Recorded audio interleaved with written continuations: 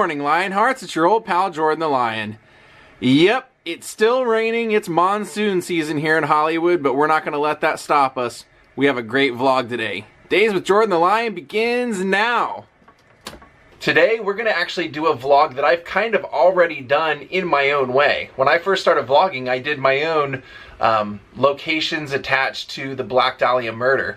But today, we're going to go with the expert. We're going to go with Scott Michaels on his Black Dahlia murder tour at Dearly Departed. So this ought to be a great day. And check this out. I have the perfect jacket to wear for this rainy tour. Yep. Scott hooked me up with that the other day when I was conducting the tour over at Dearly Departed. Now this is interesting. Scott just told me, he's like, no, actually I don't do this tour. He said, Jonesy does this tour. He said, does a whole different spin on it. He said, you'll love it.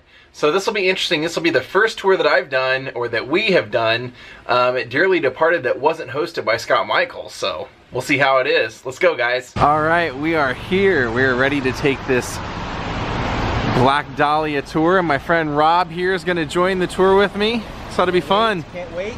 I'll check this out. Oh, now this is new to me.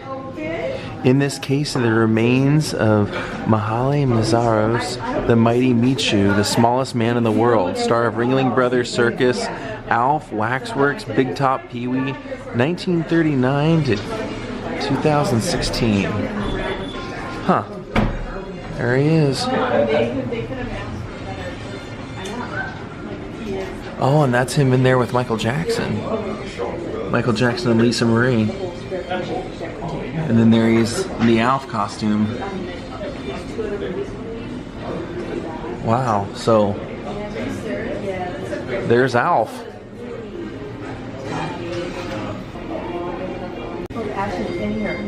And that's also him right there. Here we go. There's a reason why they don't rent cars to people under the age of 25. It's because the impulse part of your brain is not done developing. So when you're in your early 20s, it's true. Yeah, but that's why they don't rent cars until you're 25, because that part of your brain that controls that is not fully developed. So here she is, a young lady, and really her story is not possible without World War II, because after World War II there was tons of freedom for women, right? We went to work, we took men's jobs, we got to do things that we never got to do before, and power changed and also kind of swiveled a little bit. So it's kind of, it has its own story, but this is it, and she makes it sound like they were spending weeks and months together. It was a whole week. So life was a little different back then. And you know, after the war, because the war really took so many people's lives and changed it, that people were really making decisions based on minute to minute. Because you didn't know if you were going to make it or if whoever you were in love was going to come back. Part of the mystery was the shoes and the purse that were recovered, and we're going to go by where they were recovered. And one of the reasons that Mr. Manley, who brought her back from San Diego, was able to identify the dirty shoes after they'd been transported to the dump, well, one of them, because the other one was never found, was because there was fresh taps that, of course, he paid to have put on. Well, the Black Dahlia did. Who found it said to the security guard, we should call the police, and the security guard said, nah, and he threw them in the trash bin. And then they had to go to the dump and find them. And they only found one of the shoes. The second one was never recovered. So Dolly is like a little bit like a Cinderella at that point. I know, Mr. Tarantino spent a lot of time here this summer, and there were some amazing fights. We are behind Jimmy Kimmel's Theater here on your left-hand side. Yeah, this is where they have the concerts behind here. If you've never seen the setup, you can look to your left. But we want to talk about that building coming up. Actually, on our left-hand side, it'll be on your right as we make our turn. It's a pink and kind of silver building over here to your left. Was actually Max Factor's test laboratory. Because before Max Factor they used grease paint, which is the same thing they use on stages, which is perfect, but when color film was starting to be in vogue, you couldn't stand next to the blue curtain, because if you're wearing grease paint, the petroleum would take the hue of the curtain. Oh, that's not very glamorous. So Max came up with this idea of a liquid-based makeup. Well, all of us are wearing it today. And very soon, this course, Hollywood Boulevard, will close. as we make our way to the Academy Awards very soon. And if you haven't been to the Snow White Cafe, that's a cool place to check out. Remember that some of Disney's original murals are right behind the front door right there. So if you haven't checked those out, that is certainly worth seeing. With palm fronds keeping everybody cool until they went into the movie, harem girls tore your tickets. And of course you didn't spill nachos on your blue jeans or your pajamas, because back then you got dressed up to go to the movies. And Mr. Tarantino dressed this block up back to, well, 1969. This was the Pussycat Theater, so you might want to check that out. To see one of the, well, we call them flop houses, but this is where the Black Dahlia kind of scampered back and forth. She was staying here in November with 7 girls, each of them paying $1. So this was like pretty tight quarters. And more than once the landlady had to hold the luggage, and at the last minute the Dahlia would come in with cash and reclaim her luggage. And it was around 5:01. It says Chancellor on it.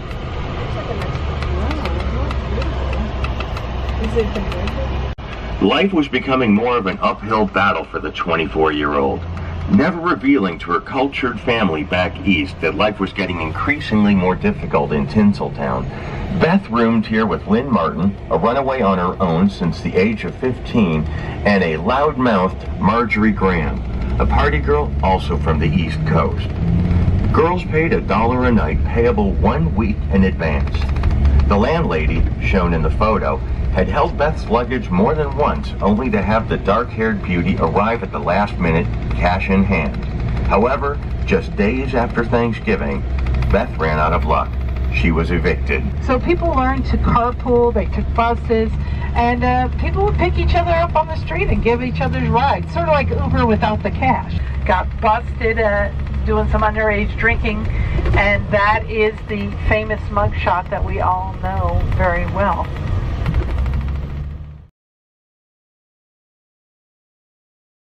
Even celebrities were dancing with the troops.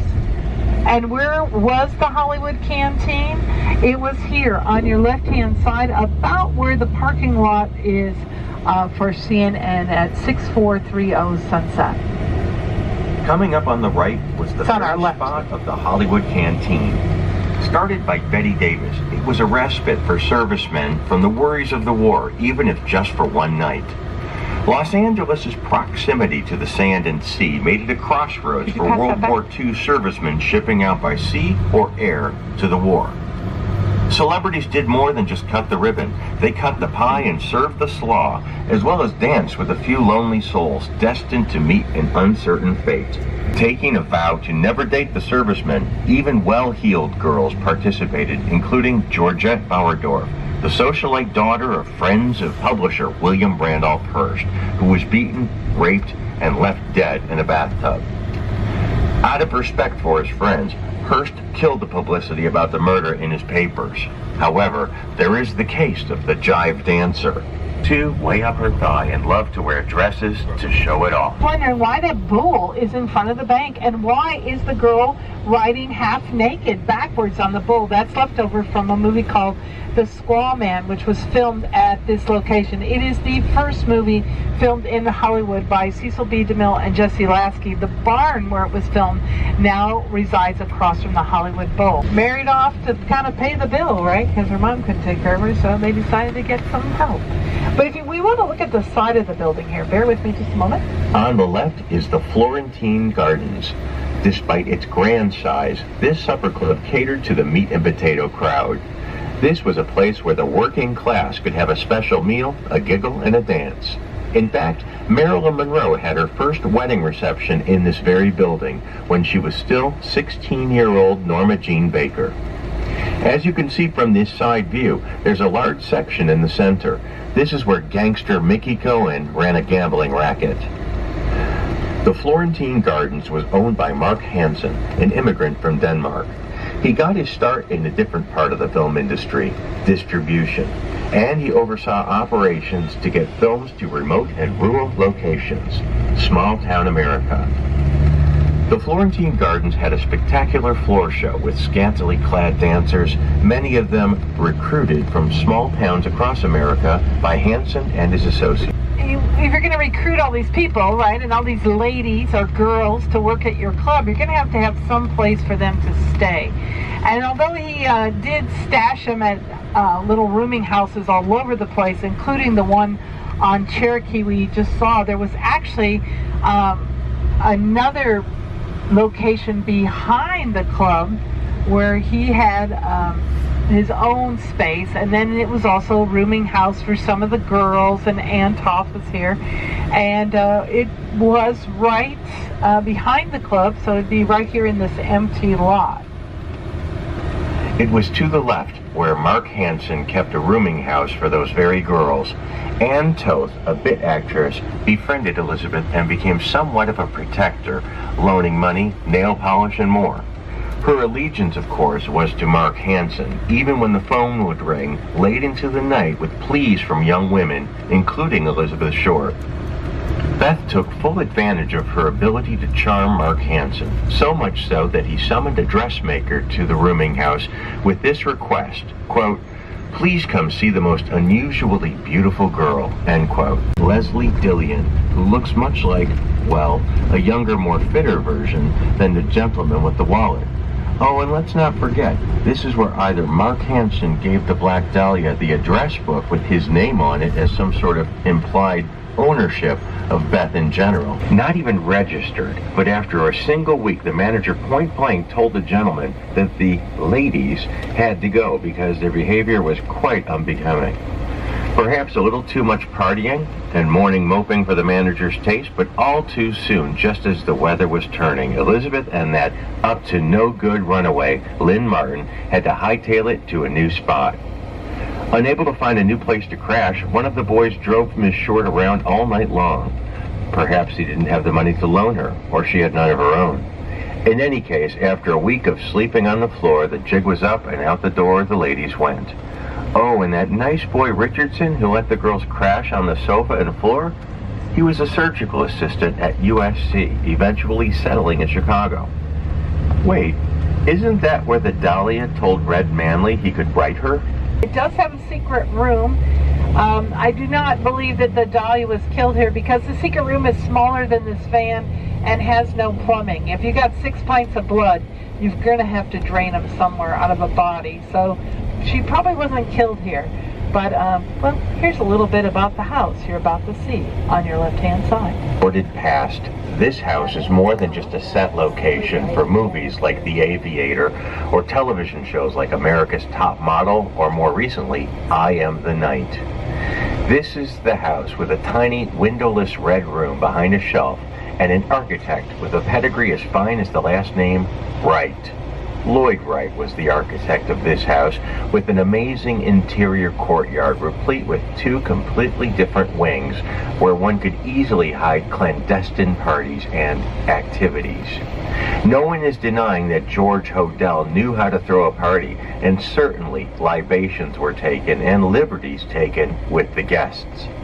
Numerous party pals confirmed that George had a penchant for writing in lipstick on the bare breast of his female guests. Today, the term swingers legitimizes the lack of normal societal boundaries when it comes to monogamy. Perhaps it became a bit too into the mainstream. Partners sharing friends and adding a lover or two to the mix didn't seem that racy after the country had been in the perils of war. And we remember that George Hodel had 2 Dorothys. There's the Dorothy Hodel, the second Dorothy, which was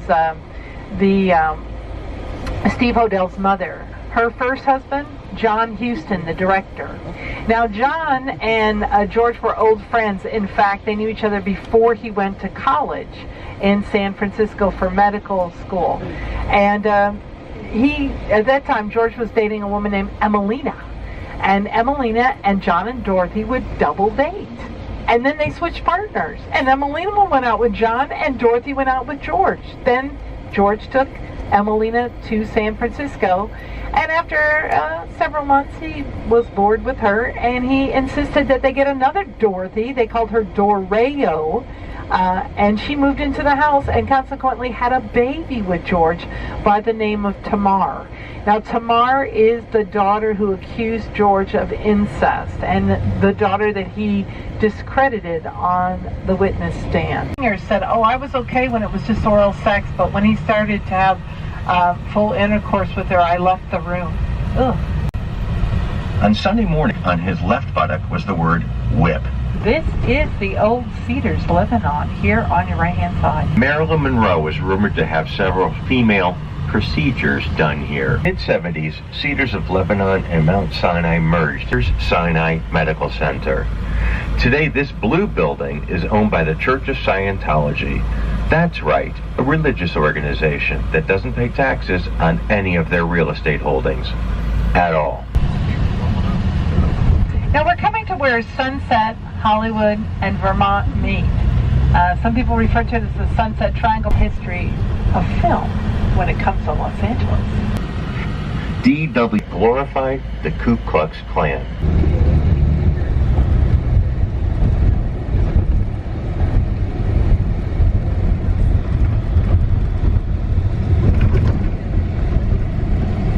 Her genitalia was not what they thought would be there. We'll get to that in just a second. They sealed the record so that nobody else could learn about the case, and they were trying to not reveal too many more clues. But here is where her mother identified the Black Dahlia right here, and that bench that you see, that space right there, is where the Manson family, the girls, would sit there and pray while Charlie was in the courtroom every day. But that is also where they took Marilyn Monroe's body, and that is where the autopsies were done. It was made inoperable by the earthquake, the Northridge earthquake. Really, doesn't the buck stop with the mayor? If he did not want the corruption and the story to be hidden, he could have clearly made sure the facts were presented, but in fact, he stayed silent as well.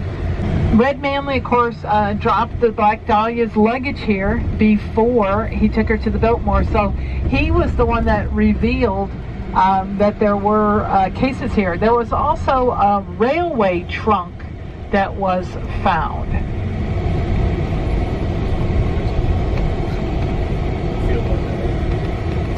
And gone through. But the Greyhound station revealed that she had packets of letters, some written, some mailed, some unmailed, and they were tied with ribbons. So one must wonder how much of her life was a fantasy and how much of it was reality. Because if you remember when we started out the tour, there were guys like Mr. Fickling. He was like, look, it was like a week, we had a good time, it's over. Yet he sent her $100 in Christmas, which in 1947 is about $1,000, right? It was a lot of money.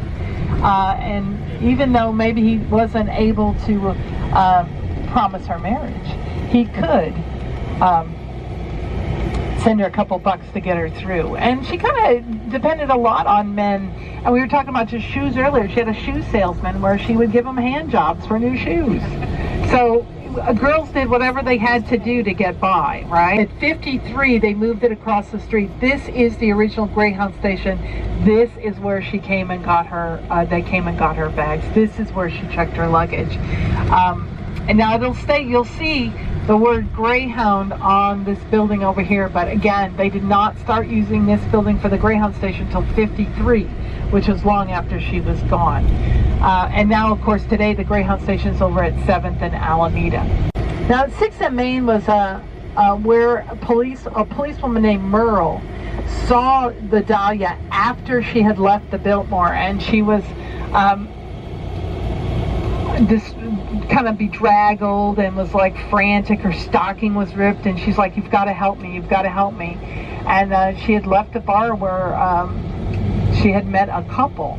Now the couple thing, was it the Sextons who also knew George Hodel, who were swingers, that also knew the Dahlia? And remember, this is the hotel where you didn't want to drink the water because it was black and had the remains of a young woman. Yes, this is the place. Hotel Don't drink Cecil. the water. It said definitely for sure it was Beth Short that she saw. However, during the grand jury testimony, that is missing from the Hall of Records. Just missing.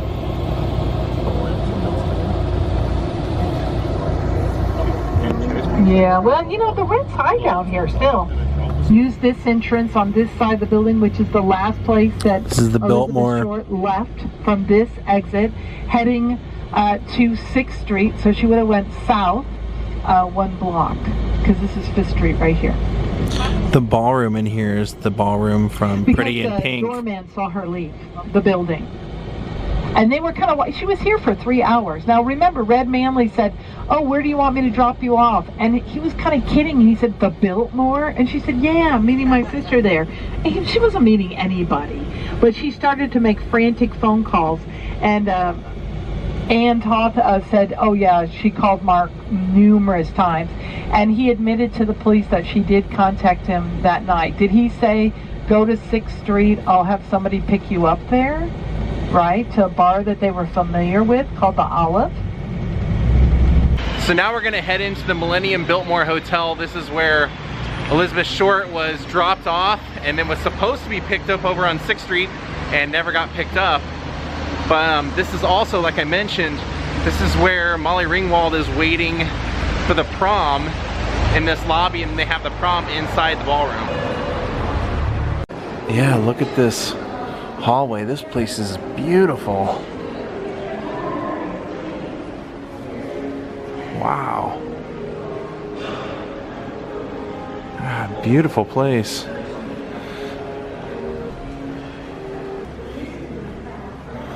Wow, take a look at this place. They're celebrating the Chinese New Year. That's what a lot of the ornamentation is. I didn't actually know we were coming here today, so I didn't double check, but like watching the film for Pretty in Pink to match up the room. So right now we're walking in the historic corridor, and there's a picture of Elizabeth Short right here. And they even have the description I was kind of telling you about. It says, dropped off at the Biltmore to meet her sister visiting from Boston. Staff recalled seeing Short using the lobby telephone before her disappearance. She got in big trouble there because not only was she fraternizing with the local servicemen, they were having loud, wild parties where she was staying, and they got kicked out of there. And then, of course, that's where she got arrested for underage drinking. And when they took her fingerprints, to send them to Washington, D.C. to the lab would have taken time. So the Hearst examiner said, hey, you can use our machine to send them to Washington, but the deal is we get the scoop. So the FBI said, all right, okay, all right, fine. So they did that. And of course, because she had a rap sheet, because she had been arrested, her fingerprints were on file.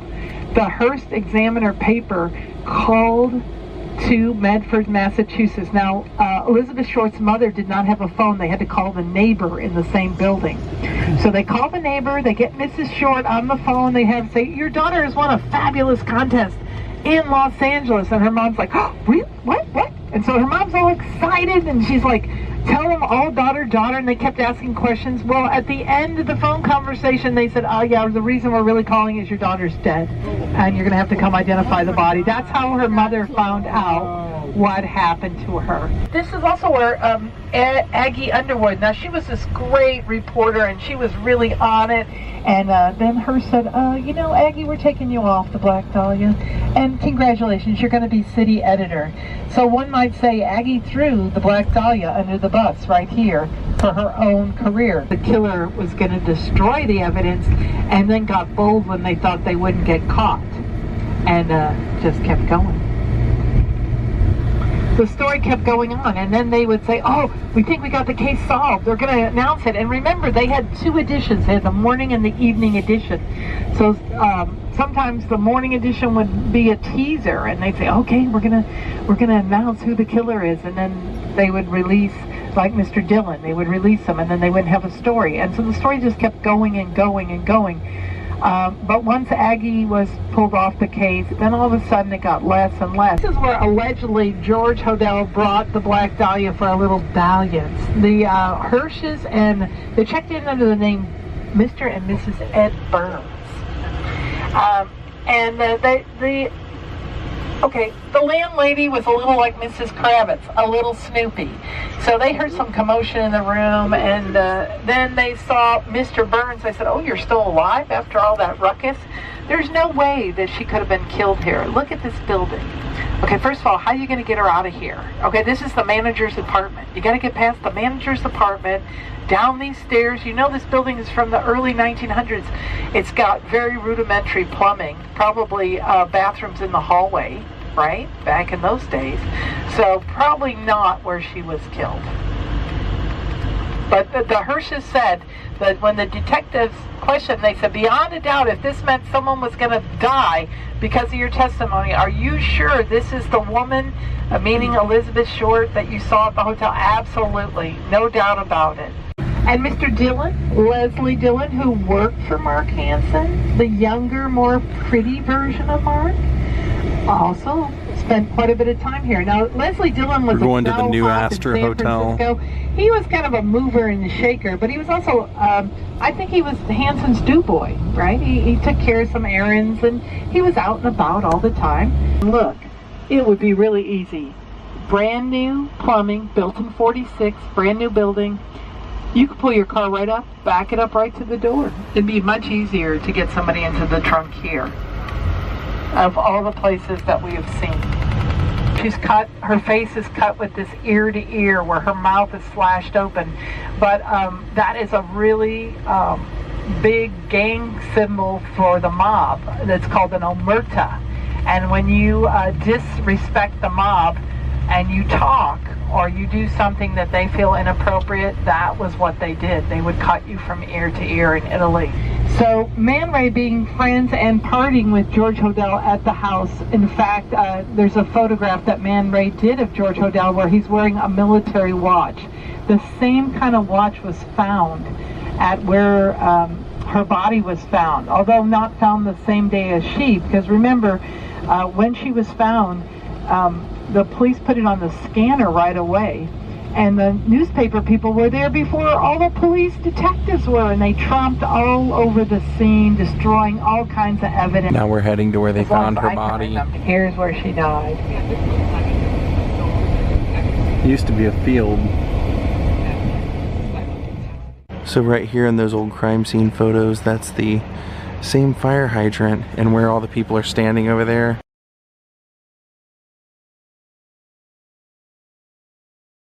That's where her body was found. Though it would have been a field, there wouldn't have been any houses over here at the time.